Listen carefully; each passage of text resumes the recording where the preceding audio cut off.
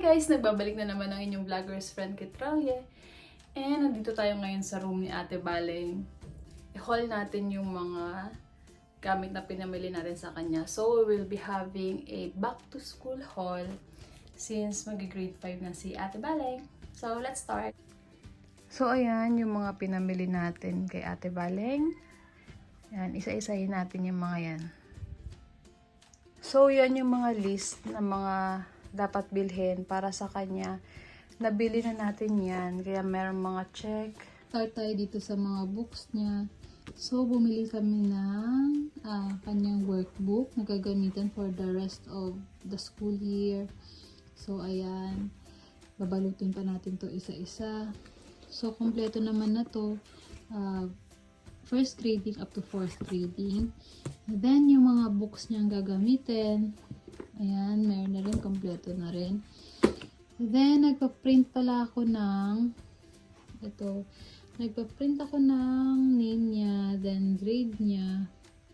So, sticker paper. Hindi magkawalaan yung kanyang mga books. So, bumili rin tayo ng notebook niya. Bale, 9 na notebook. Sa school na kami bumili. Kasi, hindi ko alam kung anong notebook ang ginagamit sa grade 5. Nakalimutan ko na. So, ito, composition notebook ang gamit niya pa rin. So, ayan, 9 pieces na notebook. Then, meron tayong pang cover, plastic cover. So, cover natin mamaya sa kanyang mga books tsaka sa notebooks. Then, bumili rin pala tayo nito. Ito, actually, sa ano lang to. Sa National Bookstore ko lang binili. 199. Mabibili yan sa National Bookstore na by grade. May kasama ng intermediate pad, may mga bond paper, tsaka 2 notebooks. So, ayan. Kasi isa rin sa mga requirements ni Ate Baleng yung plastic envelope.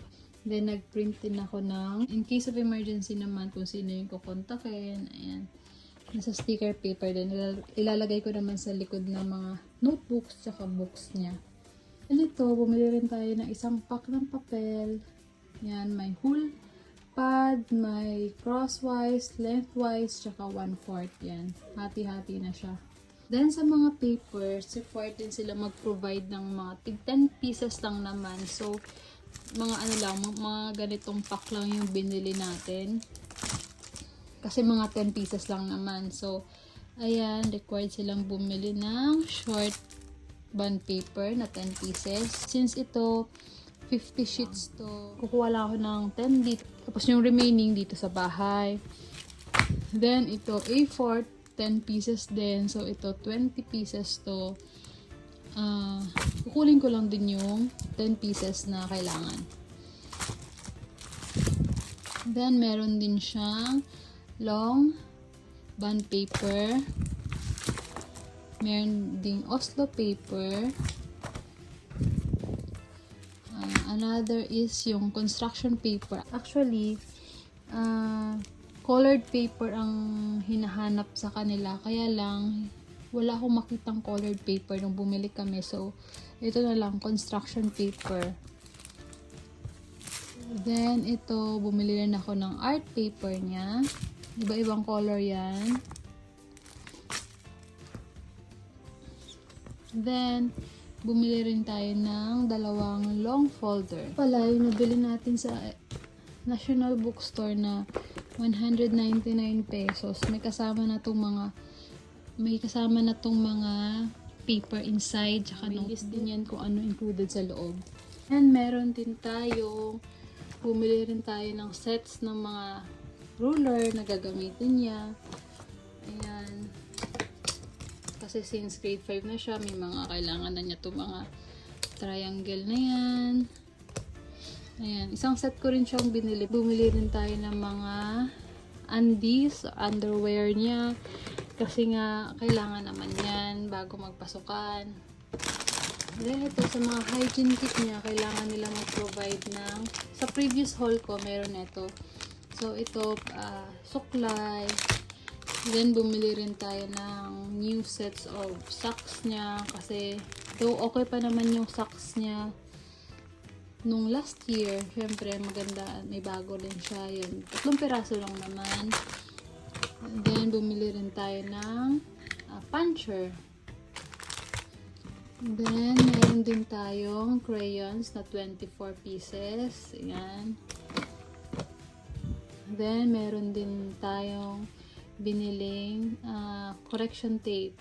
Kasi, grade 5, kailangan na nilang gumamit ngayon ng ballpen. So, ayan, correction tape. Ayan, bumili tayo ng ballpen, yung erasable, pero may binili akong regular ballpen lang, black tsaka blue. Then, bumili rin tayo ng paste. So, meron din tayong toothpaste para sa hygiene kit niya.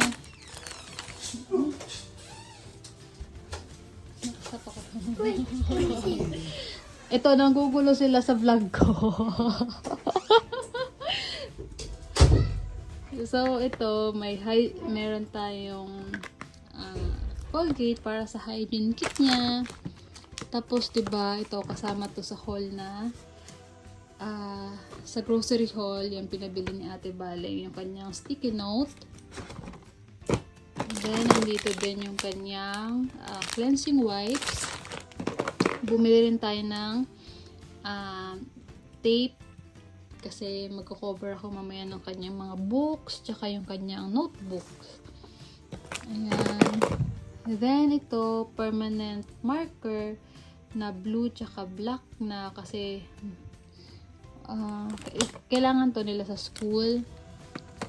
Then, mga ball pens.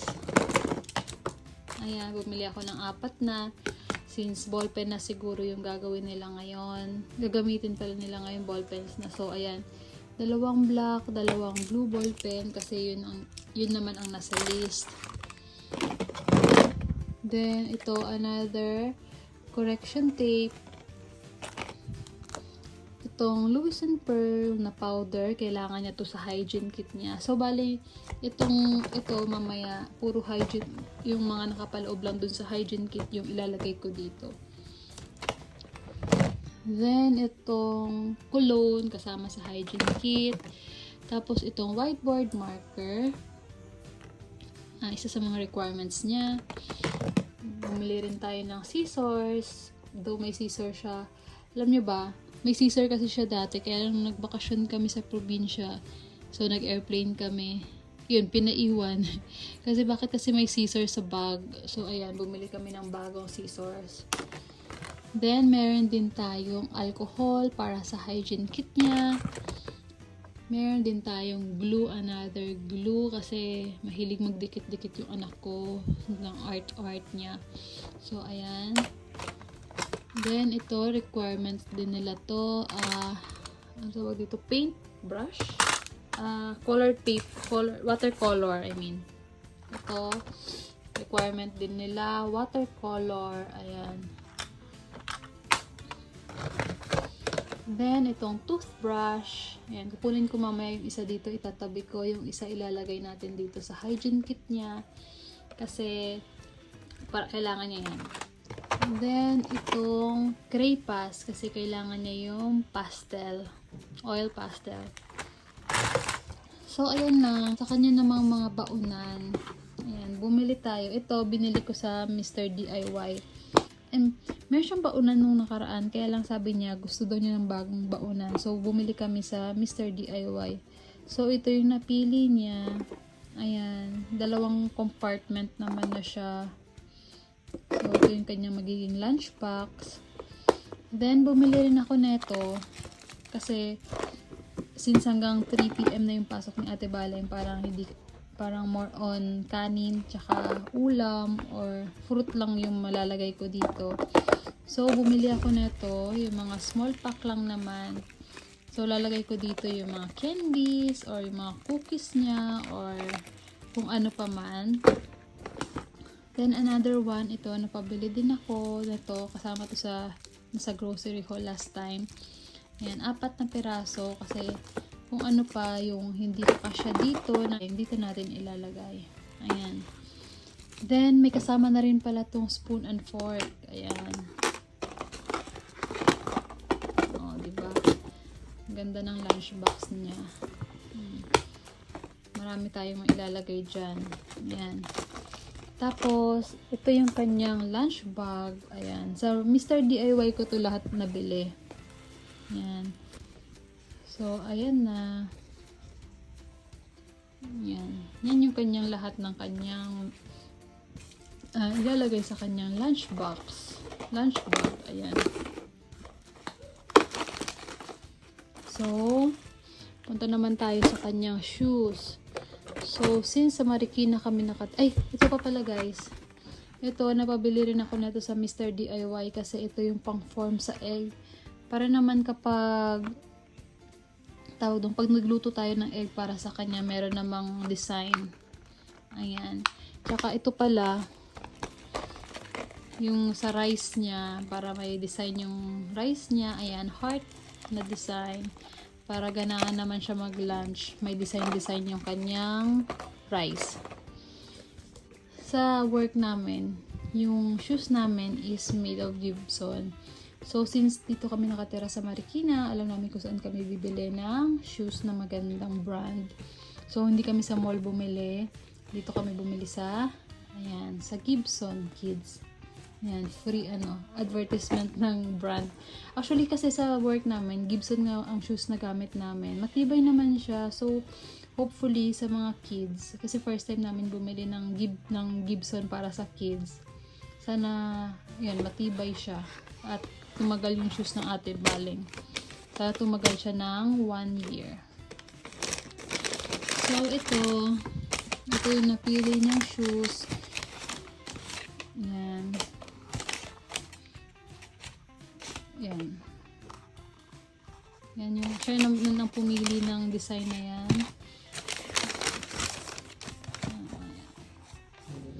At saka, mind you guys, made in Marikina yung shoes na yan. Bukod sa mura, bukod sa matibay, diba? Bukod sa matibay, mura pa siya compare sa pag bumili ka sa mga mall. So, ayan. Kung hindi pa kayo nakakabili ng shoes nyo para sa mga kids, why not try this brand, Gibson Kids. So, ayan. Then, bumili rin tayo ng small bag na to para sa kanyang mga sanitary napkin, ganyan. Kasi pinagpo-provide din sila ng school na magdala ng sanitary napkin kasi nga mga age nila ngayon, nagkakaroon na sila. So, ayan, small bag para naman nakatago yung sanitary napkin, diba? Hygienic pa rin siya. So, ayan lang. So, hindi na tayo bumili ng bag niya kasi sabi ni Ate Baleng, yung bag daw niya, last year yung gagamitin niya kasi maayos pa naman daw. Tsaka, hindi na rin tayo bumili ng kanyang rubber shoes kasi sabi niya black shoes na lang daw ang bilhin kasi okay pa daw yung black shoes niya. So, 'di ba, laking tipid. Kaya siguro by December na lang kami bibili ng kanyang new shoes na rubber shoes kasi baka masikip na rin sa kanya yun by that time since mabilis lumaki ang mga kids ngayon. Medyo nakatipid tayo sa mga gamit natin kay Ate Baleng kasi siya mismo ayaw niya ng mga pabili ng mga bago. So, dyan nagtatapos ang ating back to school haul for this vlog. Thank you for watching and don't forget to subscribe. Bye!